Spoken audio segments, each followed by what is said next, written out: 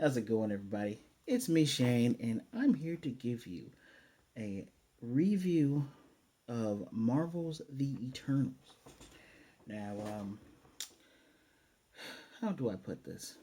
I'm the kind of person that loves to finish what he starts. You see, I started my long journey with Marvel, like a lot of people, with the very first Iron Man movie. I was in college at the time, well, starting off in college at the time, and I remember going to the theater to see this movie. Had a really great time. Amazing movie. 2008. Wow. Um, and I say that because I'm gonna watch these movies now. The reviews on this have not been good, but some of the things I might say may or may not surprise you. So, with that being said, please, if you're new here, hit the subscribe button, give me a like, give me a comment. They'd deeply appreciate it. If you are new and you aren't subscribed, thank you very much. I don't know why I keep doing these videos, the Marvel videos, even though there's a deep oversaturation. And I can tell a lot of you prefer for me to talk about anime most of the time. Because you know what? A lot of people, you guys know I like the comics. No, I don't have an Eternal shirt. I'm gonna wear this Avengers shirt. So a lot of you like to hear my take and my perspective on these things. I love Marvel. I really do. I mean Marvel. I mean the comics.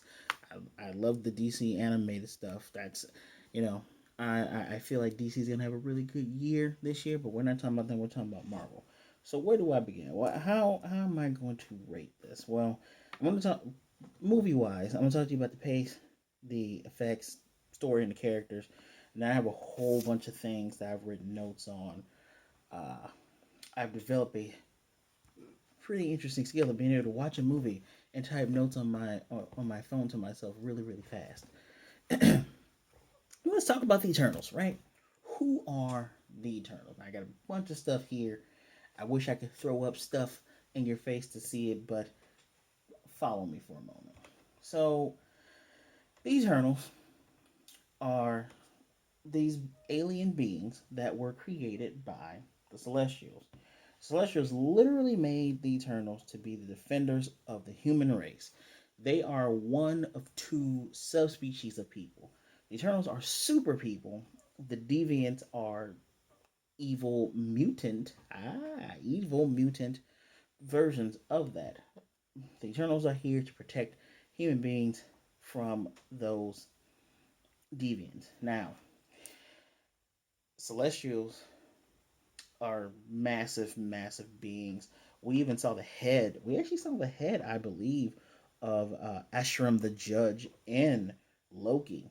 I think in that barren land, looked like the head of Ashram. And Ashram is the prime in this movie. He is the prime celestial. He created the Eternals to go off and fight the Deviants. Before I continue any further, this will have spoilers. Just letting you know. I gotta spoil stuff to talk about this stuff. So, at least initially, he created them to fight the deviants. They were to help mankind to evolve and go further and go forward.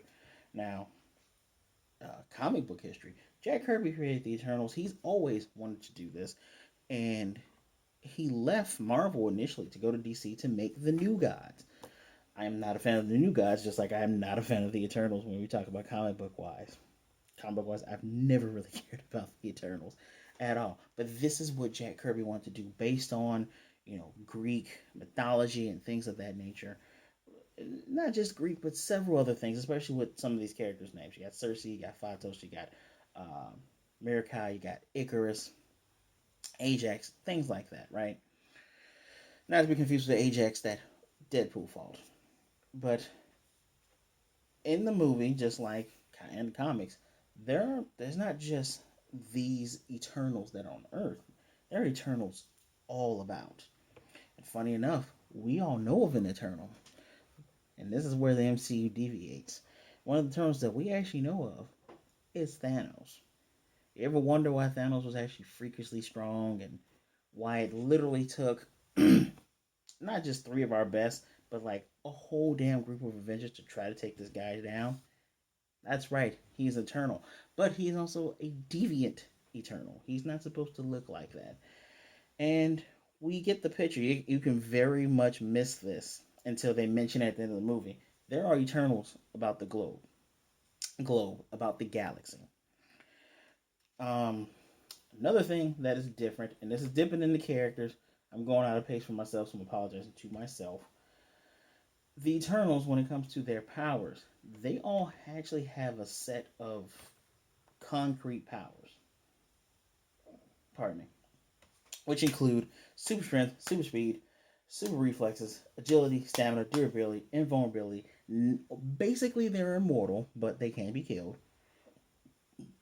They have accelerated healing. They can project concussive blast, heat blast, beams, binding flash. They have telepathy. They all can fly. They can generate illusions. They can teleport. Now, here's the funny thing about the movie. They take these powers and they divvy them up to each of our Eternals. The Eternals we have, and I will tell you, actor and character. We have Gemma Chan as Cersei. If you remember Gemma Chan, she actually played Minerva from the Captain Marvel movie. Just a throwaway jobber. Who cares? I'm glad she got this role. She did fantastic in this. We have Richard Madden as Icarus. Icarus is literally Superman. Photos' son, they says on the news they call him Superman because he flies and shoots eye beams. He's super strong. Doesn't have a cape though, and they allude to this. The way he flies, the flying animation is really really good.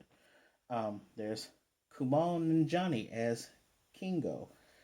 So, uh, in addition, I always know him as Kumar because of Harold and Kumar. So pardon me if I slip and call him Kumar, but Kumail, he basically took steroids for this movie, which is funny because you barely see him with his shirt off. Uh, yeah, but he has an interesting character in this movie. On top of that, he has a valet that's been serving him for 50 years. Guy actually thought it was a vampire and tried to kill him.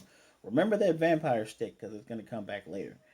But this is one of the changes.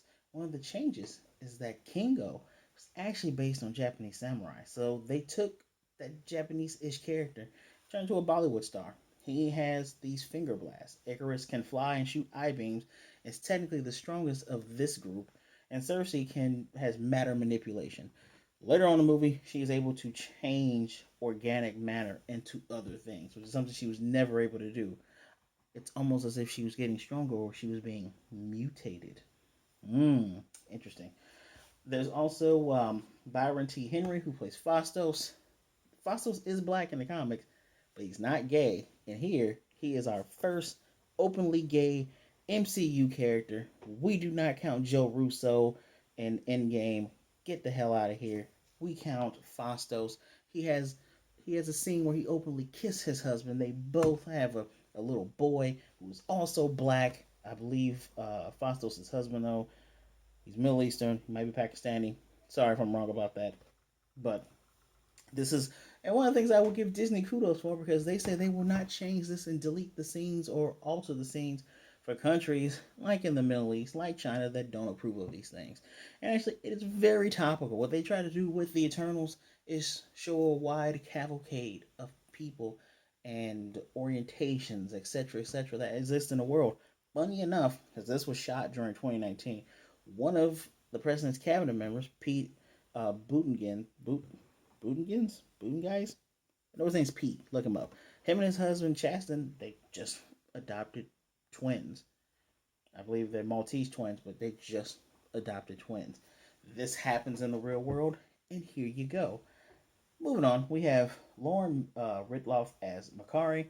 She has super speed, and she is deaf. She's our first deaf MCU character, and they do a good job with the sign language in here.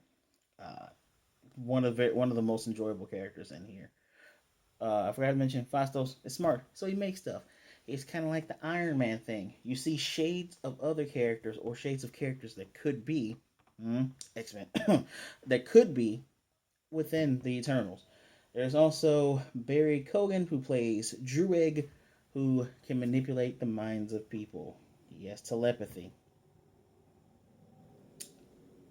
I'm gonna hold from saying what I want to say. He also has a bit of a romance with Makari. Very cute. There is Don Lee as Gilgamesh. He is Korean, and Don Lee is a boxer, so he's able to put his boxing prowess into the character Gilgamesh. I enjoy Gilgamesh so much. He's supposed to be called the strongest Eternal, but he has a deep connection with Thena, not Athena, Thena. Who's Thena played by? Y'all know who Thena's played by. She played by Angelina Jolie. Able to make weapons. She's a weapon master. Nothing has really changed between them. Technically, Gilgamesh was kind of a dick and kind of a bad guy in the comic books. More or less a bad guy, but he's changed for here. He also dies. Anyway, Harish Patel played Congo's manager. I gotta shout him out. He's a he's a shining beacon and a shining example of what humanity can be, and I love this guy. Always carries a bunch of cameras. He's really good at that. And we have Kit Harington, aka Jon Snow, plays Dane Whitman. If you don't know who Dane Whitman is the third iteration of Black Knight. Black Knight is a British Marvel superhero who has served as an Avenger, as a Defender, part of MI13. He's also been part of the Masters of Evil, but we will ignore that for now. And he has some. He's in a romance in the movie with Cersei. We have Salma Hayek as Ajak. I need to write down Ajak. Ha ha. It's pretty funny because this is also our second change. Ajak was supposed to be a guy. Actually, Sprite is our third change because Sprite was supposed to be male. He's now a female who also happens to also be in love with Icarus. Icarus used to have a relationship with Cersei. Actually, they got married thousands and thousands of years ago in the movie. Excuse me. So the deviant that is in this movie is played by Bill Skarsgård, aka Pennywise the Clown. That's all I really need to say. The voice of Ersham the Judge is David Kay. He's done many different voice acting roles, good voice for it. And I'm gonna hold off on these secret, not the secret ones, but the extra ending characters, because that's deep. So we have our differences. We have race bending, gender bending, sexual orientation bending. This was all in all was supposed to be the X-Men for Marvel. At the time when they greenlit this movie, they didn't have the rights for the X-Men. And Kevin Feige swore that we're going to take the MCU into the cosmos. That was the idea. The idea, since we don't have X-Men and Spider-Man's kind of on alone, what can we do? We'll make these guys be our X-Men, even though they already failed with the Inhumans. So funny. They failed with the Inhumans, and that's what they were trying to make their X-Men too. And this is what they were doing. I made a joke to a friend because I said, I want the X-Men. These, when you look at this movie, you see the lineup and you pull some of these characters out, you're like, these could have been the X-Men. I joked and said, you know what? I want Ajax dead. I want this guy dead. This guy dead. I want them to wipe out these characters. Give me my X-Men. I sort of kind of called it. Several of these, two of these characters, Gilgamesh and Ajax, I actually like Gilgamesh. They both die. So, and they die, and I love how this character point ties into story and pacing. So, I'm gonna pull it back for a minute. Pacing. What is your name? I'm sorry, Chloe Zhao, known for Songs My Brother Taught Me, the writer in Nomadland, wonderful award-winning director. It is kind of obvious that people do not, people can't. How do I say this without sounding judgy? Because I'm not trying to sound just judgy, but this is a different kind of MCU movie.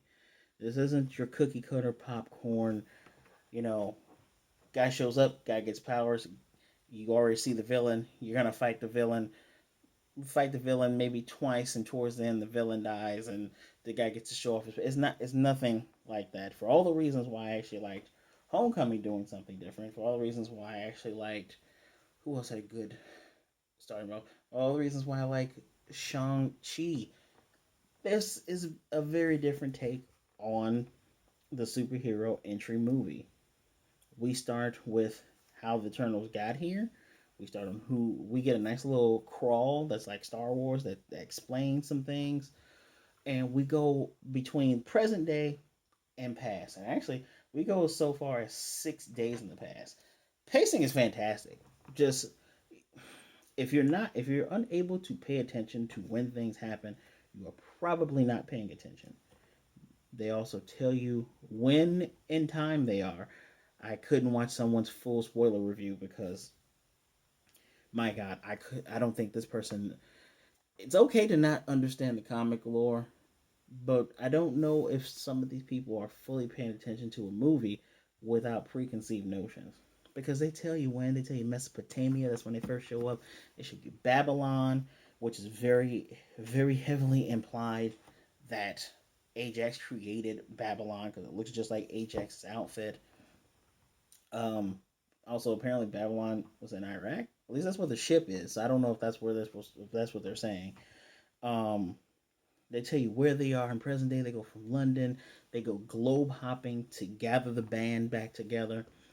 And actually, one of the important things they do is they go to their leader first. Ajax is the leader, which Ajax still has the same role that Ajax had in the comics. The connection and the person who speaks to the Celestials on behalf of the rest of them. But here she's also given the role as leader with a little orb that comes out. The effects for this, I'm dipping into the effects, but the effects for this is beautiful. The effects for the how their powers are used and the weapons, it's that gold tint. At first, I thought I was going to be tired of everybody having the same gold tint, but it makes sense. Even the one superpower they have in the comic, the Unimind, where it's basically a Dragon Ball fusion dance. Any number of them can combine together, and that one being has all their powers. Well, in Unimind here, because the orb of the oh my goodness, the matrix of leadership. That's what I'm calling this thing. The matrix of leadership that they get is transformed by Fastos, who's the brain, who's the beast, who's the forge of this group, changes it so they all can combine powers and be able to solve the issue. The pacing of this movie, going back to the pacing, mixing it with story, it's fairly interesting because we are swerved. We are to believe that the deviants are the cause of the earth rumbling and things are going bad. But we find out that it's layers on top of layers on top of layers. There's a the Eternals were supposed to leave planet Earth once they killed all the deviants. They thought they did, but several were frozen in ice. And unfortunately, one of these deviants mutated to be able to absorb their abilities. He absorbed Ajax's ability to heal. And as he started to mutate, became smarter. Once he took Gilgamesh, he not only got his power, he became sentient. That is where we get the deviant name Core, which, again, kind of a throwaway character. I get what they were trying to do. But he's not the only villain we have. The other villain we have is Icarus, on top of Ereshkigal, the judge himself. All in all, Celestials are born with a celestial seed that's placed in a planet. The Eternals have to boost up the intelligence of man. You know, we Fastos was even in the 500 BC or had already come up with a steam engine, which was too early. Haha. And on these, in order for the seeds to grow and blossom to a celestial, you gotta have sentient life, which helps feed that cosmic energy. Once a celestial is born, the planet is destroyed. That is one of that is the conflict that we find. But we also find out that our celestials, unlike in the comics, they were they try to people are getting the misconception that they are robots because they are engineered. I don't get that sense. They're made by a being, so a being that wants something to be efficient will probably make it like a computer, but they aren't a computer. Because Cersei, who was given command over the group, very good lead too. Very different take on the female lead, and a very interesting take on the love triangle between her, Black Knight, and Icarus, which kind of reminds me of another love triangle. That guy with eye beams, and the leading female, and a guy who has anger issues. Just saying. Um, this information is slowly delved out to Cersei, who delves it out to the rest. Icarus apparently was a confidant of Ajax, and she told him back when they had thought they killed all the deviants, and he had broken up with Cersei because he couldn't handle that information. When Cersei said the emergence, which is what that's called, when the emergence happened, she wanted to defend the planet and get everybody back together. Unfortunately, he had he had this knowledge of what they had been doing because they've been doing this for millennia. Everyone's memories are wiped, but Ajax's. So, and with Icarus having this knowledge, he couldn't really take all that, which leads to him getting her killed. And it's interesting because I even thought, man, Ajax and Icarus seem so stiff in this movie, and they are purposely done stiff because I thought to myself, man, Salma Hayek, you're actually a decent actress. What's going on here? That's what's supposed to happen. She is burdened with this cosmic purpose of knowing, man, we're we have humans, and I actually like these people. Like, yeah, they do bad things and they fight, and they do the atom bomb, which Fastos blamed himself for that because of his technology. Tons and tons of things happen, but there's so much good and so much beauty in us as humans and our planet Earth to rebel against the Celestials. But of course, Icarus was a different take on a villain. He is the soldier who says, I've been doing this for so long. I've come so far. To turn around would kind of be like for nothing. And what was the other? And on top of that, you have the deviant that is mad because he has the knowledge of Ajax that they have gone across the galaxy killing his kind. And originally, the deviants were actually created by the Celestials to help foster humans, but of course, to help foster not humans, but what am I looking for? Life and intelligent life. But they mutated and became the apex predators. Go figure. So we have Celestials bad guys, Deviants bad guys, and Icarus. Technically, this movie has three villains, and it's layers upon layers that actually make these characters interesting. We have Fastos, who he doesn't want to lose his family, but at the same time, he doesn't know if he can do anything. You had Druid, who he was. There was an issue with Thena, who had a thing they called Mad Weary, and she would have to have her memory wiped. Druid didn't like that. He's like, no, this is stupid. He stops a war that's in front of him out of rebellion. And AJ says, everybody go out, do your own thing, journey for thousands upon thousands of years. Funny thing about Mad Weary is it's just a issue with her programming. She actually remembers everything that they had done. And apparently in this movie, Olympia is not a real place. Comics it is, which is interesting because the Greek gods actually exist, not just in the comics, but also in the MCU. So I don't know how they're going to explain that one. So effects are great, pacing is phenomenal. You can follow all of this and understand what's going on. Story is pretty damn unique. And if you're asking yourself, why didn't they interfere with the wars and stuff? They were instructed to not to. Help them, but don't interfere. Why? That's why they didn't do anything with Thanos. That's why we have this amazing interaction with Kid. Oh my God, I keep calling by his real name, but Black Knight talking to Cersei. Say, why didn't you guys do anything? We were told not to. We're waiting to go home. The opening moments where we have the second opening moment where we have the deviant in London attacking everyone. I love how they did the reveal. Sprite over the years, who always looks like a 12-year-old, but is obviously an old woman, told Black Knight all this, thinking he wouldn't believe her. I like Black Knight because he is real. He reminds me of what I would be in these type of situations. You have a guy that has lived through the whole entire world dying from a snap. Spider-Man, Doctor Strange, the Incredible Hulk. Why would he not believe that you guys are immortals? He even asked her, are you like Doctor Strange? She kind of is, but she kind of isn't. Why wouldn't a guy believe that? That is the funny part about this whole entire thing. That's why I like him, even though he's maybe a total of 10 minutes in the movie. Especially in that ending. And I will get to the ending in a second. But yeah, character wise, characters are great. Everyone has their own, kind of has their own, I won't say mini arc, but they have their own morals and values.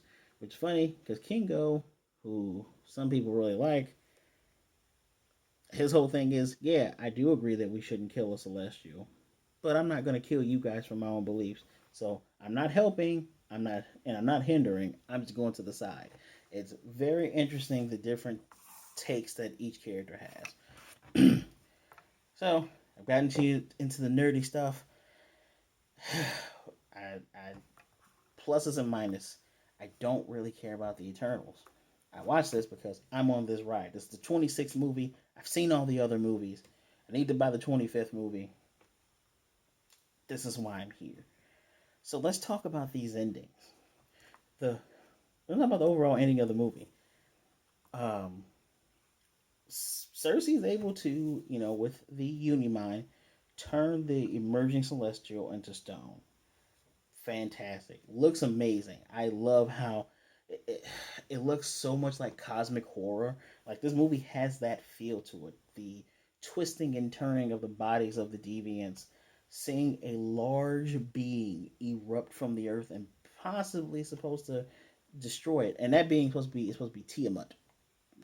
Kind of reminds you of Tiamat, right? They have so many mythical god names. It's not even funny.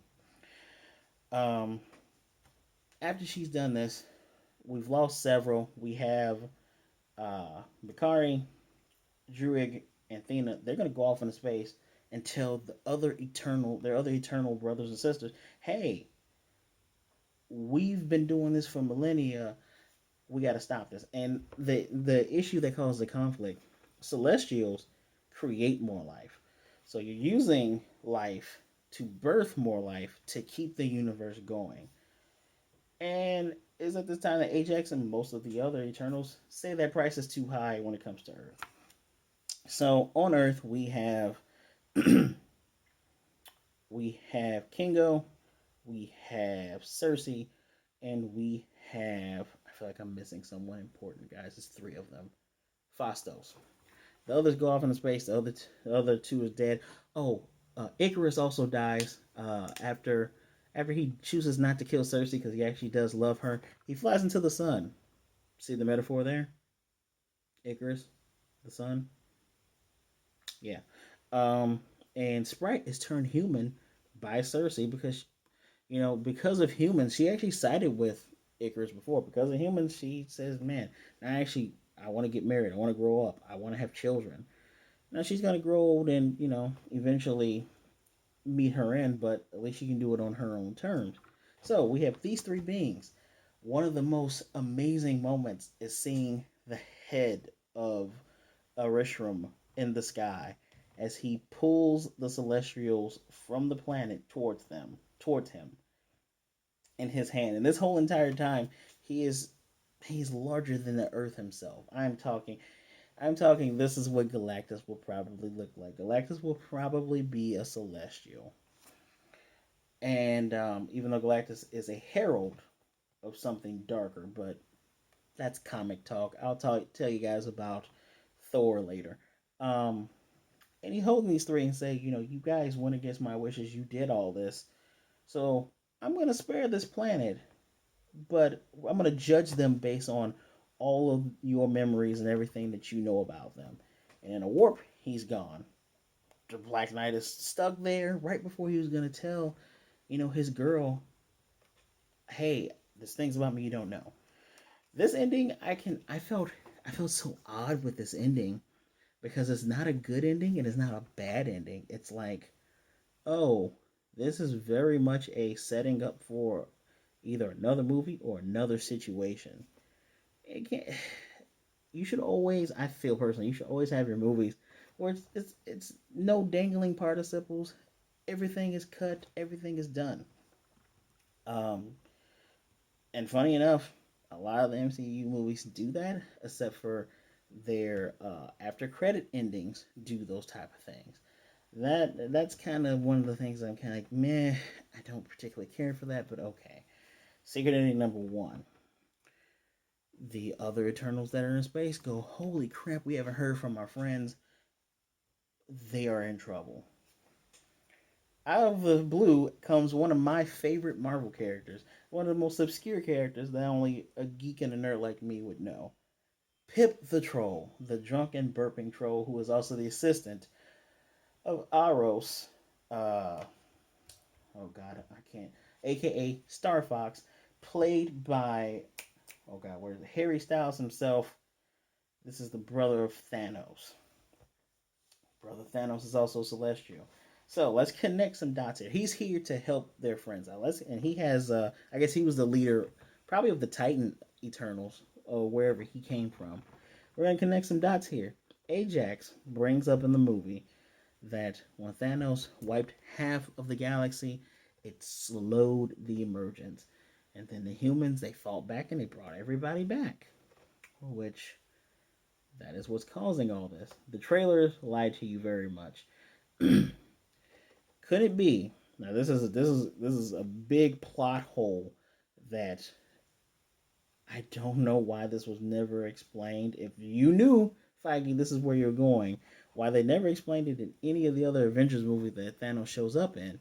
Thanos just says, all the resources, the planet, and the galaxy's finite, and people are going to die. He never flat out says, yeah, by the way, your planets are going to explode, and Eternals are going to come, Celestials are going to come out. He just said his own people killed themselves.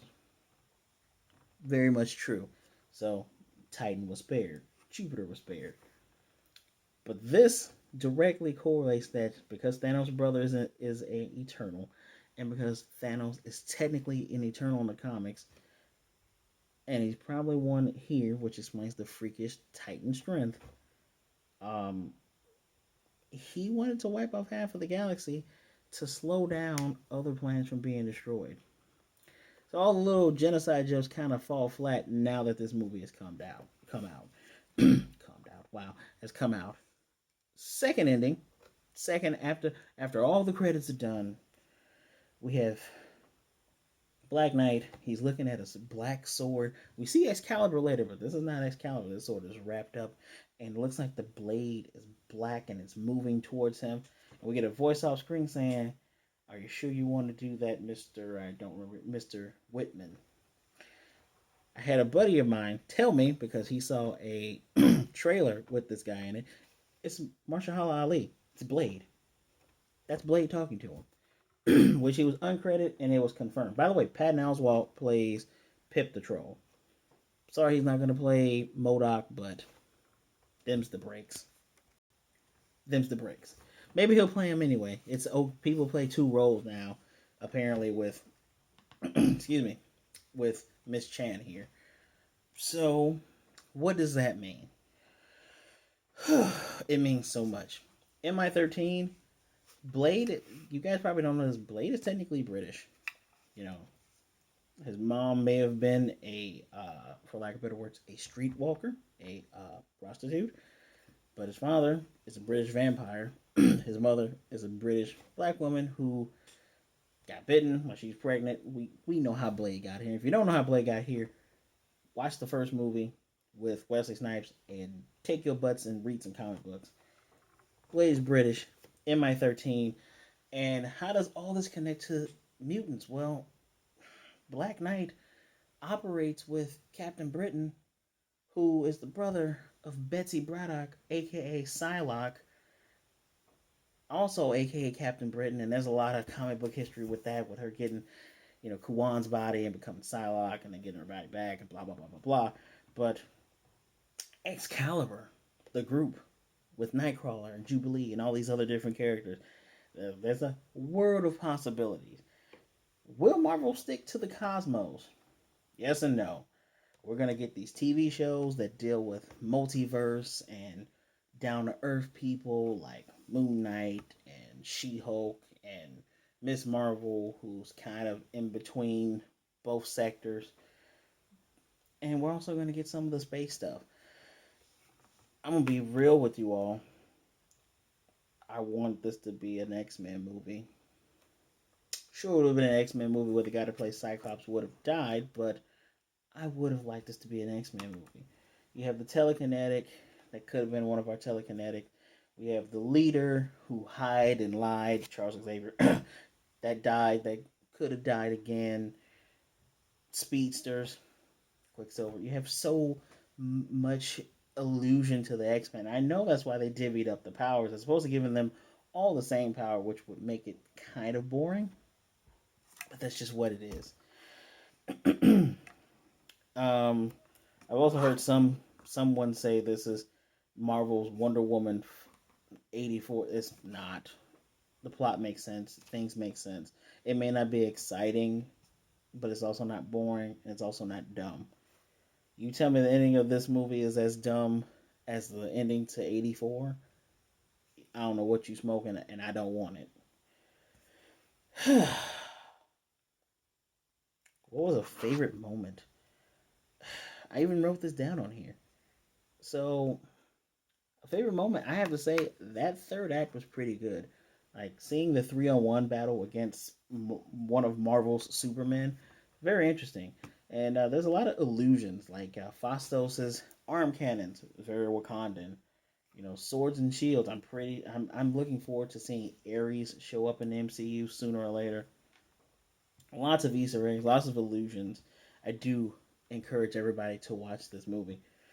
Um, as a matter of fact, apparently Kingo says that Thor hung out with Kingo for a long time. Now, in the comics, they wiped his memory so he wouldn't learn about the Celestials. Who knows if that's what happened in here? Apparently, in the modern age of comics, you know, 90s, early 2000s, the Eternals fought Apocalypse and thought they killed him. Obviously, they didn't. There's so much you guys could have done. There's so much that can be done. Another movie where people think mutants would have been introduced and they weren't. So all of this to say, and I already explained why people are review bombing this movie. This movie isn't horrible. It's not fantastic, but it's not horrible. It's just a different take. Just watch it for yourself, and if you don't like it, cool. But just not just review bomb hate this thing. It's a you can follow this story, and I like a story that has really that has great characters in it. I just reviewed The Harder They Fall, and that's another example of a great movie that relies on its really fleshed out characters. So, if our reviews out of 100, like score out of 100, it'd be 75. On my regular scale, it's a 3.5. Nothing wrong with this movie. I deeply, deeply encourage you to go see it yourself, especially if you've seen everything else. Why would you not see this? So, please let me know what you think in the comment section down below. I know I ran long. You know what?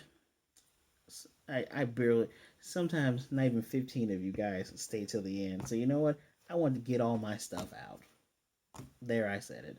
Needed to talk about this movie because I was ruminating with it for the rest of the day. And this is where I land.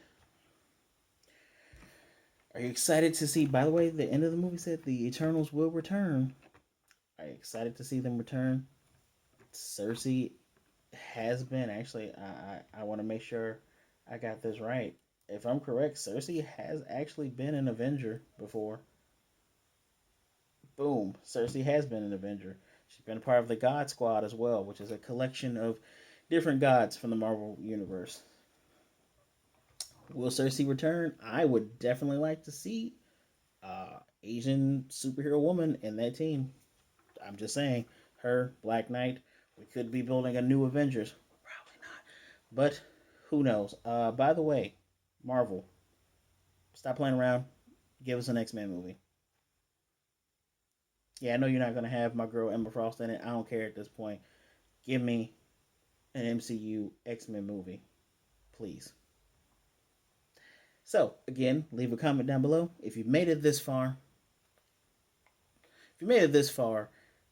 please say X-Men for life. I'm dead serious. Hit me like button, hit subscribe if you're not subscribed here. If you are subscribed here, hit the notification bell. You get notified of when I do more videos like this. They typically are not this long, but I had a lot to say. As always, share the video so others can see what a great time we're having. I appreciate each and every last one of you spending time with me. Thank you so much. Please be good, be blessed. Wash your hands, wear a mask. Seriously, be safe out there. Be safe. I'm very serious. Be good to yourself, be good to others. Either way it goes. Don't be a jerk and know that there's someone here for you. And I will definitely see you guys next time.